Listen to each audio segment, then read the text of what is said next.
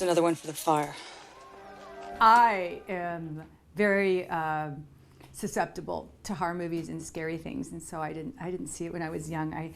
I was forced into going when I was in college in Pittsburgh, because I was in Pittsburgh and people could not believe I had not seen Night of the Living Dead, you know. So they made me go to a midnight showing with them. And that's when I heard that George was going to be doing Night of the Living Dead 1990, which I didn't understand, really. Because the first one was so amazing. I mean, so visceral, that black and white, and we'd never really seen anything like that before. Zombies, you know, that wasn't a thing.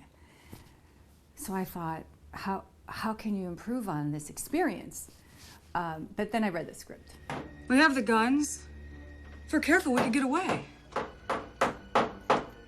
You told me to fight. Well, I'm fighting. I loved how George re-envisioned Barbara.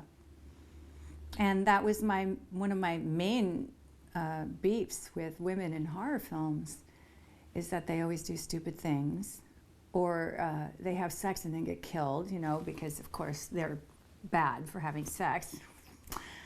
So I love the fact that Barbara wasn't falling into any of those old stereotypes and was, you know, kicking ass. Sigourney Weaver had done that in Aliens, but it hadn't become widespread. It was really refreshing that Tom really wanted to take her off into a whole other direction. And I love that we start off as more of an every woman, you know, a teacher, a normal woman who is not used to having to assert herself yet into the world. She's young, and then situation takes her, and she's got to find something within her to survive. It's kind of cool. Tom had come to Carnegie Mellon, where I went to school, and was teaching makeup courses, and then he took some classes with us. So I saw him in acting class and movement classes, etc. And we had different classes in stage combat, and I was one of the only women that really enjoyed that. And Tasso was usually the person I was fighting. So yeah, he first met me when I was beating up my boyfriend. And then right out of college, right out of Carnegie Mellon, George did this movie called Night Riders, which wasn't a horror movie. So it was him sort of stretching out of not only his comfort zone, but how the industry saw him, right? They didn't want him, and it turns out they didn't want him to do anything but horror movies. But anyway, and this unheard of actor named Ed Harris, you know? Anyway, and Tom had a big role in that, and Tasso had a role in that, and I had a role in that. And so we had worked together in that sense, Tom and I. So when Night of the Living Dead came around, he knew what I was like on a set.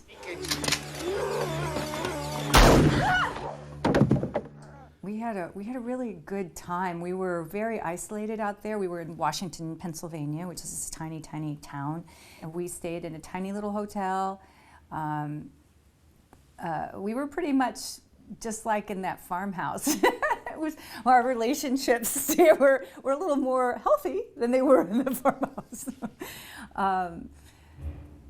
I didn't know what to expect, but it turned out to be one of those peak experiences in my life. I really, really feel infinitely grateful that I got a chance to hang out with that crew and that cast and spend like 5 weeks just doing nothing but art, making movies, you know. Wow. Hey. Is that your Uncle Reach? Looks like it. Do you think he might have a set of keys in his pocket? We had that farmhouse really looked like that. It was a farmhouse that was up for sale, but it had all that stuff in it, all those taxidermy stuffed heads and all that was really in there. And it had that ancient wallpaper, and oh man, it was really evocative. Our dressing area, if you know where we hung out when we weren't on set, was a barn, and the crew cleaned it up for us and hung some shower curtains in between the stalls, and that was our changing area. And we had this old furniture stuck in there, and we would, you know, just hang there waiting for when they wanted a sunset, because the house was small, you know, it's not a place where you can have 10 actors hanging out. So we had some very rustic settings, but everybody was so smart and so funny. It was a privilege, it really was. That's one of the wonderful things about working with Savini, is because he was an actor. So we talked about character with everybody. And that was, I think, kind of a different flavor to this movie as well. As a horror movie, there are real characters, and I'm really proud of the acting in it. Dangerously close. Stop it, John. He's going to hear you. The first person I met, my first day when I arrived, was Bill Moseley, who plays my brother. And we're both from Chicago. So we had a little bit in common, and Bill was a lot more experienced than I was. And so we went to the production office. We had paperwork to fill out, and we had to get, these little weird kind of union details settled, and I didn't know how to do any of that. So I really did have a big brother kind of helping me out with these things. And then we were acclimating ourselves. I still am really good friends with Bill. We played, he was my general in Army of Darkness. I was one of the Deadites. And then we did a movie called Dead Air. We played ex-husband and wife. I said, we have a few more, relationships we can explore in other films we've got coming up. And then when Tony arrived on set, Tony is this giant, enigmatic character with that beautiful voice. And I was a little intimidated at first in working with Tony, as I'm sure you can understand. But he couldn't have been sweeter. Girl's name is Barbara. I'm Ben. You damn near broke my arm here, Mr. Ben. Tom Tolles. He was so funny and made me laugh so hard all the time. And I love to poke fun at him and Tony. I would love to get them going. And I just, it was really heartbreaking when he passed away. I didn't know he was ill. So I feel really bad that for some reason I wasn't in touch with him and didn't know. But he was pretty private in that way anyway. Again, all the guys kind of took care of me. They were very supportive. They never patronized me. They didn't, even though I was young and I inexperienced, they never made me feel that way. Mm-hmm. They completely respected me. And they all had a significant amount of experience, mm-hmm. and already had names. I was just getting started, so they could have been, and rightly so, have a little, but they weren't. Mm-hmm. And nobody had attitude about where we were standing, about our situation. And I certainly didn't. Coming from theater, this was rather glamorous. So it wasn't until I got on other sets and saw what was behind. I was like, oh my God! And then Billy Butler and I are still friends. Again, it was just really smart, really fun guy, and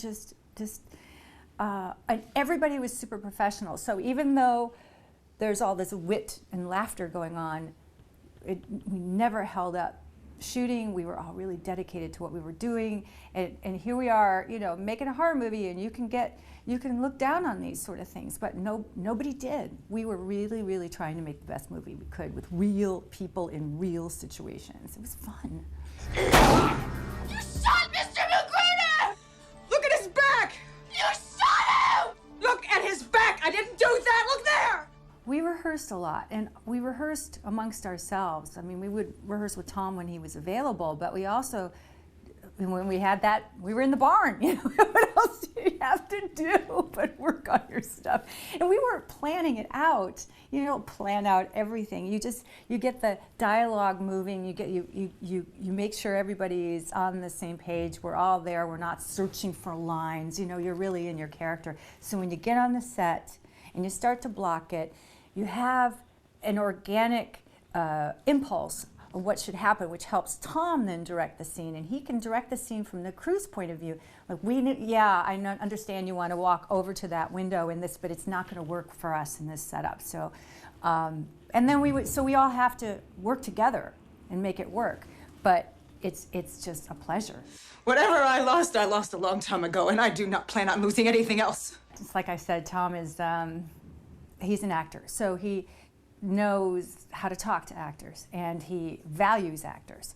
It's so lovely to feel that way, and he pays attention. A lot of directors will trust their actors, But then they deal with the technical aspects, which they have to do as well. Being a director is, you're wearing a lot of hats. But Tom gave us time, and even though we were on this incredibly tight shoot, you know, we had to get this done, he wanted the actors to have time to really explore a scene. And that's what I think you see. I didn't really know that it was a troubled production. I thought that, I mean, I knew there's always budget concerns. I knew the producers were concerned about time. I knew, because I know Tom, and I'm a friend of Tom's, you know, of a sort. I knew that his wife, he and his wife were having a rocky time. I didn't know what it was about. You know, it wasn't any of my business, and I had a lot to think about. So, you know, Tom seemed to be doing pretty good. I know that was, I knew that was going on, but I didn't know to what extent. But I think he did a really good job of not bringing that into the movie, you know?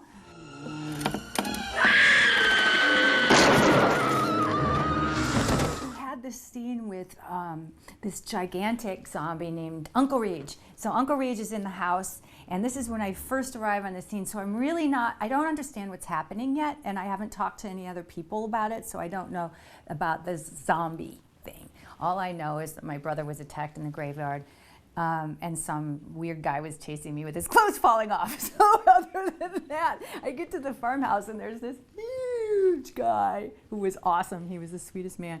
And they zombied him up, and I had to beat the crap out of him with a poker. And it was one of the first things that we did, because we were still in daylight. Now that I'm talking about it, I'm remembering it as I say it. Because the first week we shot in the day, and the rest of the 4 weeks was at night. We were living like vampires. So that was during the day. And they built this amazing dummy, John and Everett, that looked just like Pat, who was his name was Pat, the actor who played Uncle Reach. And then Tom, I remember I was really concerned with the poker, and I didn't want to, you know, break the dummy with this iron poker. And he says, no, it's like, you know, like in class, go for it. It's like, okay. Tom directed this movie. Absolutely, yes. George did come in at the end, and that's when we knew that I think we were, the way it was put to us, that we were so behind schedule, and that Tom needed to focus on this, his marriage. Something was, you know, divorce was imminent or something. But George showed up towards the end. I remember him, I think it was the night we were, that zombie came through the window. We shot him a whole bunch of times, or I was looking through the window, and George came by that night, maybe to have lunch with us, which was like 2 a.m. And I asked him, I hadn't seen any dailies, I didn't want to. How did it look? You know, what did he think? He said, in that moment, he was a little concerned because my character became really strong, and Tony's character was having a really hard time. And it's the scene where he's at the window, and you actually see tears coming down his face. And he said, and you got really strong. And he said, at first I was a little concerned because that's not what I thought was going to happen. But it made sense. It was George that sort of pointed that out to me. I just thought, I don't know, I was just doing what I do. I didn't think about the fact that maybe he wrote it differently. My acting teacher, Charles Nelson Riley, believe it or not, would say that the writer's job is to put the black on the page. So my job is all the white as an actor, and that was part of the white of the page.